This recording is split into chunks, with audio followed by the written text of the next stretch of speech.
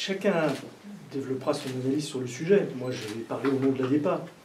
Ce que nous disons, c'est que oui, il y a des commerciaux dans notre secteur d'activité.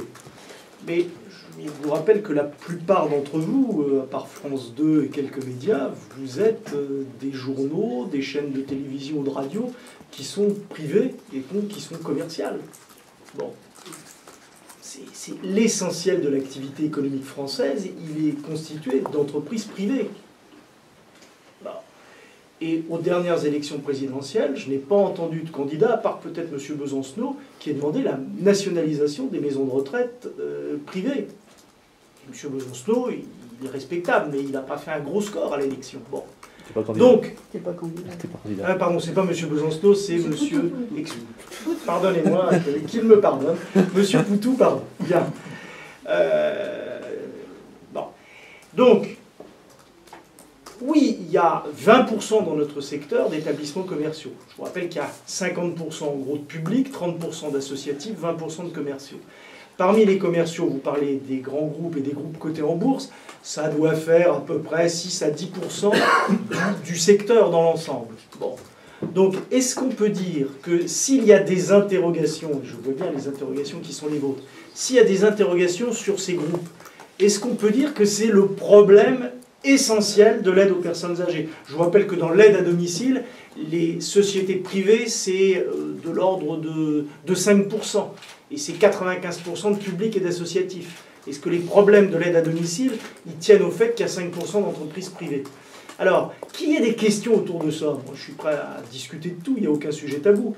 Ce qui me gêne toujours, c'est quand certains nous expliquent que le seul problème de l'aide aux personnes âgées, c'est qu'il y a des maisons de retraite commerciales, et qu'ensuite, je pense à des responsables de l'État, et qu'ensuite, une fois qu'ils nous ont dit ça, ben, ils ne changent strictement rien au secteur parce que ça les arrange bien de dire mais dans votre problème, dans votre secteur, s'il y a des problèmes, c'est à cause des commerciaux. Moi, ce que je dis, c'est que ce que nous demandons, et ce que demande l'ensemble des organisations syndicales ici présentes comme nous, c'est qu'il y ait plus de professionnels dans le secteur commercial, dans le secteur associatif et dans le secteur public. Voilà ce qui fait que nous n'avons pas dans cette plateforme commune parlé spécifiquement de cela. Bon. À la réponse de la DEPA, chacun s'exprime.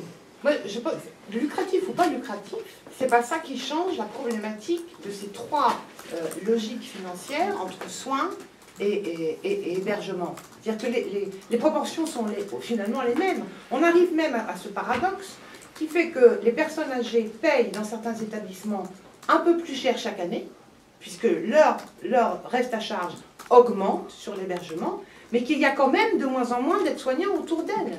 C'est ça la réalité. Et comment une famille peut comprendre ça au bout d'un moment? Parce que la structure du financement est totalement baroque et qu'au bout d'un moment, plus personne ne voit exactement ce qu'il paye et à quoi, du coup, il pourrait avoir droit par rapport au financement du reste à charge personnel que la personne fait à la maison de retraite. Et alors certes, dans le lucratif, sans doute, certains employeurs ont des marges de manœuvre supérieures à d'autres qu'ils pourraient utiliser, mais il n'empêche que la structure de la tarification reste la même. Et que c'est là où il y a une difficulté. Dans une maison de retraite lucrative, l'APA, c'est pareil, selon le taux de dépendance de la personne âgée, que dans le public ou que dans le privé non lucratif. Ça ne change pas le sujet. Donc on voit bien que c'est la structure du financement qui est devenue une aberration et qui est plus tenable.